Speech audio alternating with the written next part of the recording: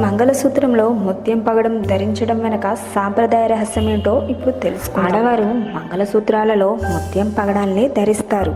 మంగళసూత్రంలో ముత్యం పగడం ధరింపజేసే సాంప్రదాయం మనది. అవి కేవలం అలంకారప్రాయంగా మాత్రమే కాకుండా ఆడవారికి ఎంతో మేలుని చేస్తాయి. మంగళసూత్రాలు ఆడవారికి పసుపు కుంకాలతో పాటు ఆమె ఆరోగ్యాన్ని కూడా రక్షిస్తాయి. పగడం సూర్యునికి మరియు కుజునికి ప్రతీకలు, ముత్యం చంద్రునికి ప్రతీకలు. ఈ రెండు సూర్యచంద్ర తేజాలను తమలో నిక్షిప్తం చేసుకుని ఉంటాయి. స్త్రీ శరీరానికి కావలసిన ఉత్తేజాన్ని పగడం అందిస్తుంది. నాడి మండలాన్ని చురుగ్గా ఉంచుతుంది.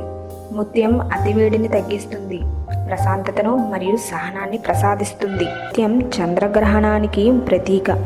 దేహ సౌఖ్యం, సౌందర్యం, మనస్సు, శాంతి, ఆనందములకు, అన్యోన్య దాంపత్యములకు, శారీరకంగా నేత్రములు, క్రొవ్వు, గ్రంథులు, సిరలు, ధమనులు, స్తనములు, స్త్రీల గుహ్య వ్యయములు, నరములు, ఇంద్రియములు, గర్భధారణ, ప్రసవములకు కారకుడు, కుజగృహ కారకత్వము, అతి కోపం, కలహాలు, మూర్ఖత్వం, సామర్థ్యము, రోగము, రుణపీడలు, అగ్ని, పరదూషణ, కామవాంఛలు, దీర్ఘ సౌమంగ్యలము, దృష్టిదోషము ఇత్యాద్యాలు మరియు శారీరకంగా ఉదరము, రక్తస్రావణము, గర్భస్రావణము, ఋతుదోషములు మొదలగున్నవి. ఇలా స్త్రీ జీవితంలో వీరిద్దరూ ఎంతో పాత్ర పోషిస్తారో తెలిద్దాం.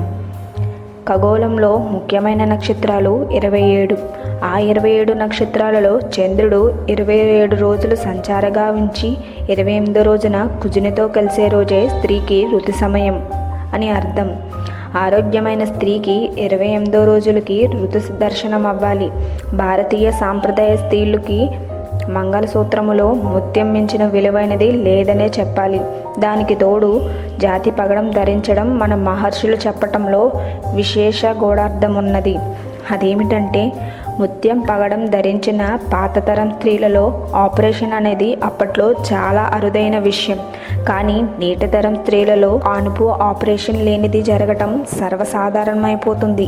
ముత్యం పగడం సూర్యుని నుండి వచ్చే కిరణాలలో ఉండే ఎరుపు కుజుడు, తెలుపు చంద్రుడు స్వీకరించి స్త్రీల భాగంలోని అన్ని నాడి కేంద్రములను ఉత్తేజపరిచి శారీరకంగా, భౌతికంగా ఆ జంట గ్రహాలను, స్త్రీలలో వచ్చే నష్టాలను, దోషాలను తొలగిస్తాయంట. కనుక చంద్రగృహాల కలయిక ప్రతి స్త్రీ జీవితంలో ఎంత ప్రాముఖ్యం వహిస్తాయో అలాగే ముత్యం పగడం రెండూ కూడా కలిపిన మంగళసూత్రం స్త్రీకి అత్యంత శుభ ఫలితాన్ని సమకూర్చగలవు.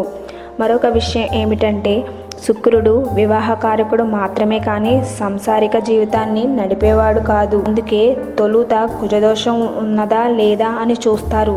ప్రతి స్త్రీ జీవితంలో ఈ పై చెప్పబడిన 3 గ్రహాలు వాటి స్థితిగతులు బాగుంటే ఇక జీవితం ఆనందమైనట్టే. ఈ వీడియో కనుక మీకు నచ్చినట్లయితే లైక్ చేయండి, షేర్ చేయండి. మరిన్ని భక్తిపరమైన విషయాల కోసం మా ఛానల్ని సబ్స్క్రైబ్ చేయండి.